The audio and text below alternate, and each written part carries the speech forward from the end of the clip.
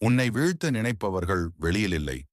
உன் வீட்டுக்குள் இருந்தால் உன் முன்னேற்றத்தை தடுக்க நினைப்பவர்கள் அந்நியர் அல்ல, உன் சொந்த உறவுகள் என்றால் அப்போது நீ என்ன செய்வாய்? மனமுடைந்து நின்று விடுவாயா? அல்லது உறுதியுடன் எழுந்திருப்பாயா? இத்தகைய நிலையை குறித்து நூற்றாண்டுகள் முன்பே சாணக்கியர் தெளிவான அறிவுரைகளை அளித்துள்ளார்.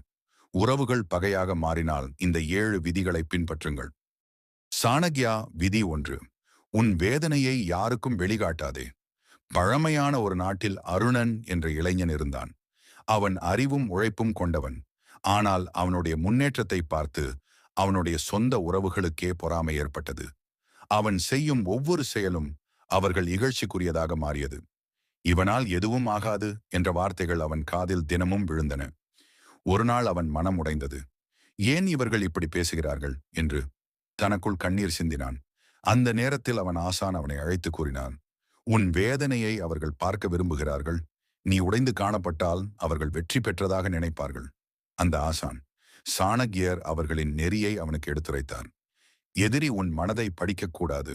உன் முகத்தில் காயம் தெரிந்தால் அவன் மீண்டும் அதே இடத்தில் தாக்குவான். ஆனால் நீ அமைதியாக இருந்தால் அவன் குழம்பி நிற்பான். அருணன் அந்த நாளில் இருந்து மாறினான். இகழ்ச்சிக்கு பதில் சொல்லவில்லை. அவமானத்திற்கு எதிராக சண்டை போடவில்லை. அவன் அமைதியாக உழைத்தான். அவன் உள்ளத்தில் தீ இருந்தது, ஆனால் முகத்தில் அமைதி இருந்தது. காலம் சென்றது. அவன் சாதனை செய்தான். அவனை இகழ்ந்தவர்கள் அதே வாயால் பாராட்டத் தொடங்கினர். அப்போது அருணன் உணர்ந்தான், அமைதி என்பது பலவீனம் அல்ல, அது தன்னை காக்கும் கவசம். மனவேதனையை வெளியில் காட்டாதவன் தன் எதிரிக்கு ஆயுதம் கொடுக்க மாட்டான். அவன் தன் காயத்தை வெற்றியின் காரணமாக மாற்றிக்கொள்வான். சாணக்கியர் கூறும் மையக்கருத்து, உள்ளத்தில் எவ்வளவு புயல் இருந்தாலும் வெளியில் அமைதியாக இரு. அந்த அமைதியே உன் மிகப்பெரிய வலிமை. சாணக்கியா விதி 2. உன் திட்டங்கள் ரகசியமாக இருக்கட்டும். அப்போதான் அது வெற்றியாக மாறும். ஒரு சிறிய நகரத்தில் வீரமணி என்ற இளைஞன் வாழ்ந்து வந்தான். அவன் உள்ளத்தில் பெரிய நோக்கம் இருந்தது. தன் குடும்பத்தின் நிலையை உயர்த்த வேண்டும், தன் வாழ்க்கையை மாற்ற வேண்டும் என்ற உறுதி இருந்தது. ஆனால் அவன் செய்த மிகப்பெரிய தவறு என்னவென்றால், தன் கனவுகளை எல்லோரிடமும் சொல்லத் தொடங்கினான். நான் பெரிய வியாபாரம் தொடங்கப் போகிறேன். நான் உயர்ந்த நிலையை அடைவேன். நான் எல்லோரையும் ஆச்சரியப்படுத்துவேன். அவன் சொன்ன ஒவ்வொரு வார்த்தையும் சிலருக்கு சிரிப்பாக மாறியது, சிலருக்கு பொறாமையாக மாறியது, சிலருக்கு தடையாக மாறியது. ஒருவர் அவனை பார்த்து சொன்னார், நோக்கம் விதை போன்றது. அதை மண்ணுக்குள் புதைத்தால்தான் அது மரமாகும். வெளியில் வைத்தால் அது உலர்ந்து போகும். அவர் எடுத்துரைத்த நெறி சாணக்கியர் கூறிய அறிவுரை. நீ செய்ய நினைப்பதை நீ செய்து முடிக்கும் வரை அதை உன் உள்ளத்தில் வைத்திரு. முன்னதாக அறிவித்தால் உன் முயற்சி பலவீனமாகும். வீரமணி அதன் பிறகு மாறினான். அவன் யாரிடமும் எதையும் சொல்லவில்லை.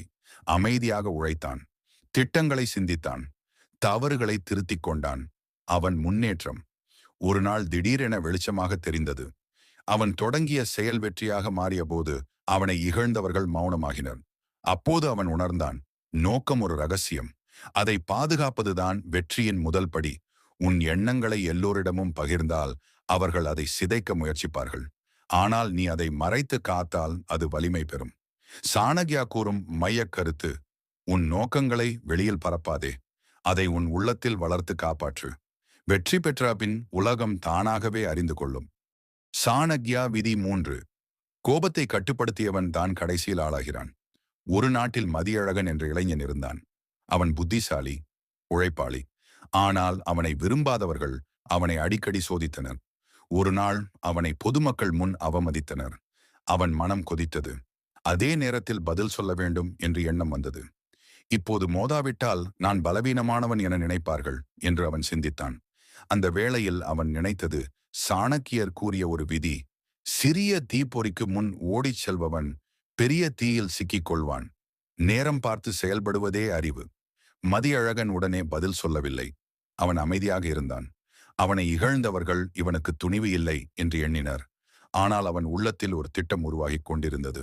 அவன் தன் திறமையை மேம்படுத்தினான். தன் செயலில் சிறப்பை சேர்த்தான். அவனை இகழ்ந்தவர்களை விட ஒரு படி உயர்ந்து நிற்க தயாரானான்.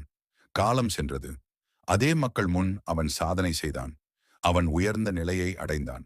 அப்போதுதான் அனைவரும் உணர்ந்தனர், அவன் மௌனம் பலவீனம் அல்ல, அது திட்டமிட்ட அமைதி.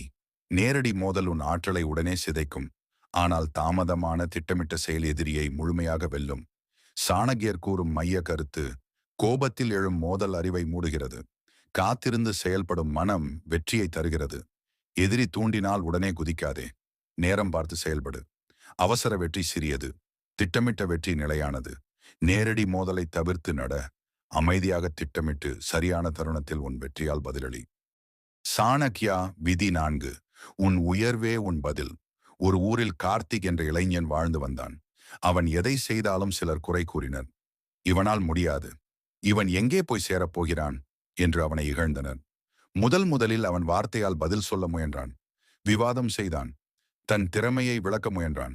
ஆனால் அவன் உணர்ந்தது என்னவென்றால், வார்த்தைக்கு வார்த்தை கொடுத்தால் இகழ்ச்சி முடிவடையாது. அப்பொழுது அவன் நினைத்தது சாணக்கியர் கூறிய விதி: வாதத்தில் வென்றால் புகழ் வராது, சாதனையில் வென்றால்தான் மதிப்பு வரும். அந்த நாளிலிருந்து கார்த்திக் மாறினான். அவன் யாரிடமும் தன் திறமையை நிரூபிக்க முயலவில்லை. அவன் தனது நேரத்தை விவாதத்தில் வீணாக்கவில்லை. அவன் உழைப்பில் முழுமையாக கவனம் செலுத்தினான். அவன் வளர்ச்சி மெதுவாக தொடங்கியது. அவன் திறமை வெளிப்படத் தொடங்கியது. ஒரு நாள் அவன் சாதனை செய்தான். அவனை இகழ்ந்தவர்களே அவனை பாராட்ட வேண்டிய நிலைக்கு வந்தனர். அப்போது கார்த்திக் உணர்ந்தான், உயர்வதே உண்மையான பதில். வார்த்தைகள் தற்காலிகம், வெற்றி நிரந்தரம். உன்னை இகழ்பவர்களுக்கு நீ பேசிக் காட்ட வேண்டியதில்லை. நீ உயர்ந்து நிற்க வேண்டும். உன் சாதனை அவர்களின் குரலை மௌனமாக்கும். சாணக்கியர் கூறும் மையக்கருத்து: பகையை வார்த்தையால் வெல்ல முடியாது, உயர்வால் மட்டுமே வெல்ல முடியும். ஆகையால் உன்னை குறை கூறுவோருடன் நேரம் செலவிடாதே. உன் முன்னேற்றத்தில் கவனம் செலுத்து. உன் உயர்வே உன் மிகச்சிறந்த பதிலாக இருக்கும். சாணக்கியா விதி 5. நம்பிக்கையில் அளவுகோல் வைத்திரு. ஒரு கிராமத்தில் தேவன் என்ற இளைஞன் வாழ்ந்து வந்தான். அவன் மனம் மிக மென்மை. யாரேனும் இனிமையாக பேசினால் அவர்களை முழுமையாக நம்பிவிடுவான். ஒரு நாள் அவன் தன் திட்டங்களை தன் நெருங்கிய உறவுக்கே பகிர்ந்தான். அந்த உறவு அவனுக்கு ஆதரவாக இருப்பான் என்று நினைத்தான். ஆனால் சில நாட்களில் அதே திட்டம் மற்றவர்களின் கைகளில் சென்றது. அவனுடைய முயற்சி தடுமாறியது. அவன் மனம் உடைந்தது. நம்பிக்கை வைத்ததே தவறா என்று எண்ணினான். அந்த வேளையில் அவன் கற்றுக்கொண்ட நெறி சாணக்கியர் கூறிய அறிவுரை: அனைவரிடமும் இனிமையாக நட, ஆனால் அனைவரையும் உள்ளம் வரை அனுமதிக்காதே. நம்பிக்கை என்பது நல்ல குணம், ஆனால் அளவில்லாத நம்பிக்கை அபாயமாக மாறலாம். தேவன் பின்னர் மாறினான். அவன் அனைவரிடமும் மரியாதையுடன் நடந்தான். ஆனால் தன் உள்ளத்தின் கதவை எல்லோருக்கும் திறக்கவில்லை. தன் முடிவுகளை அறிவோடு எடுத்தான். தன் ரகசியங்களை பாதுகாத்தான். அவன் உணர்ந்தது, நம்பிக்கை குருட்டாக இருக்கக்கூடாது, அறிவோடு இணைந்திருக்க வேண்டும். உறவுகள் என்ற பெயரில் உன் பாதுகாப்பை இழக்காதே. நெருக்கம் என்ற பெயரில் உன் எச்சரிக்கையை விட்டுவிடாதே. சாணக்கியரின் மையக்கருத்து இதுதான்: மனிதரை நம்பலாம், ஆனால் சூழ்நிலையை மறந்துவிடக்கூடாது. அன்பு காட்டலாம், ஆனால் அறிவை இழக்கக்கூடாது. இதுவே 5வது நடைமுறை. நம்பிக்கை கொடு, ஆனால் அளவுடன் கொடு. அறிவுடன் நடந்து கொண்டால் உன் பாதை பாதுகாப்பாக இருக்கும். சாணக்கியா விதி 6. நம்பிக்கை நல்லது, ஆனால் அளவில்லையெனில் அபாயம். ஒரு நகரத்தில் இராகவன் என்ற இளைஞன் வாழ்ந்து வந்தான். அவன் முயற்சி செய்தால் முன்னேற முடியும் திறன் கொண்டவன். ஆனால் அவனை சுற்றியிருந்த சிலர் அவனை எப்போதும் தாழ்த்தி பேசினர். இவனால் பெருசா எதுவும் செய்ய முடியாது, இவன் இவ்வளவுதான் என்று. இந்த வார்த்தைகள் அவன் மனதை புண்படுத்தின. ஒரு கட்டத்தில் அவன் தன்னைத்தானே சந்தேகிக்கத் தொடங்கினான். அந்த நேரத்தில் அவன் அறிந்த உண்மை: சாணக்கியர் கூறிய விதி: உன்னை இகழ்பவர்களை அமைதியாக்க வாதம் போதாது, வளர்ச்சிதான் போதும். இராகவன் ஒரு முடிவு செய்தான். அவன் யாரிடமும் சண்டை போடவில்லை. அவன் தன் குறைகளை ஆராய்ந்தான். தன் திறன்களை மேம்படுத்தத் தொடங்கினான். அவன் தினமும் கற்றான், தினமும் உழைத்தான், தினமும் தன்னை முந்தைய நாளை விட மேம்படுத்திக் கொண்டான். காலம் சென்றது. அவன் திறமை வெளிச்சமாக தெரிந்தது. அவன் உயர்ந்த நிலையை அடைந்தான்.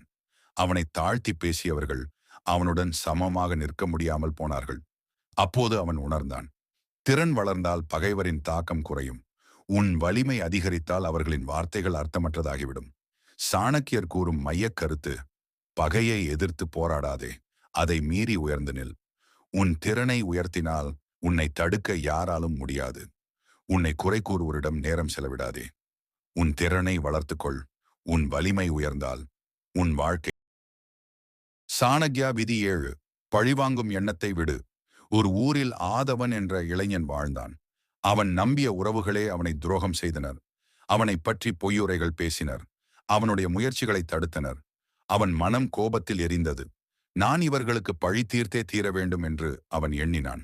ஆனால் அந்த எண்ணமே அவனுடைய மன அமைதியை குலைத்தது. அவன் தூங்க முடியவில்லை. அவன் சிந்தனை முழுவதும் பழிவாங்கும் எண்ணத்திலேயே சிக்கிக் கொண்டது. அந்த நேரத்தில் அவன் நினைத்தது சாணக்கியர் கூறிய ஒரு நெறி. பகையை வெல்ல நினைப்பவன் முதலில் தன் மனதை வெல்ல வேண்டும். ஆதவன் உணர்ந்தான். பழிவாங்கும் எண்ணம் எதிரியை விட தன்னையே அதிகம் காயப்படுத்துகிறது. அவன் ஒரு முடிவு செய்தான். நான் என் நேரத்தையும் ஆற்றலையும் பழிக்காக வீணாக்க மாட்டேன். என் வளர்ச்சிக்காக பயன்படுத்துவேன். அவன் அமைதியாக உழைத்தான். தன் வாழ்க்கையை கட்டி எழுப்பினான். காலம் சென்றபோது அவனை துன்புறுத்தியவர்கள் அவனுடைய உயர்வை பார்த்து மௌனமாகினர்.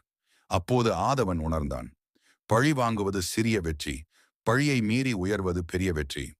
சாணக்கியர் கூறும் மையக் கருத்து, பகையை மனதில் வைத்திருப்பவன் அதற்கு அடிமையாகி விடுவான். அதை விடுவிப்பவன் தன் வாழ்க்கையின் அரசனாகி விடுவான். பழிவாங்கும் எண்ணத்தை விடு.